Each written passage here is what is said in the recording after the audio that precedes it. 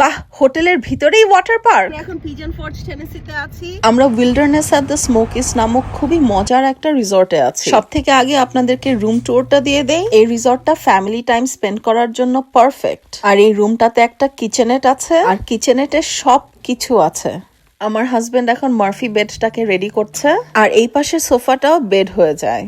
আমরা পানিতে যাওয়ার জন্য এখন রেডি। বাম পাশের এই করিডোরে আমাদের রুম, আর এই ডান পাশ দিয়ে পুরো ওয়াটার পার্কটা দেখা যায়। এই ওয়াটার পার্কটা শুধু ছোটদের জন্য না, বড়দের জন্য অনেক মজার মজার রাইডস আছে। আমার সব থেকে পছন্দের হচ্ছে কালাইডোস্কোপ ক্যাভার্ন। শুধু টিউবে বসে থাকলেই পানির স্রোত আমাদেরকে নিয়ে যায়। কিছুক্ষণ পানিতে খেলে পিজন ফোর্ট শহরটা এনজয় করতে বের হয়েছি। ওয়ান্ডার ওয়ার্কস উল্টা বিল্ডিংটা দেখলাম, টাইটানিকে আইসক্রিম খেলাম, প্যারেট মাউন্টেনে পাখি দেখলাম, তারপর চলে গেলাম দ্য আইল্যান্ডে। কিছুক্ষণ ফুয়ারার নাচ দেখে আমরা অনেক ক্ষুধার্ত হয়ে গেলাম। টিম্বারউড গ্রিল দ্য আইল্যান্ডে আমাদের অনেক পছন্দের একটা রেস্টুরেন্ট।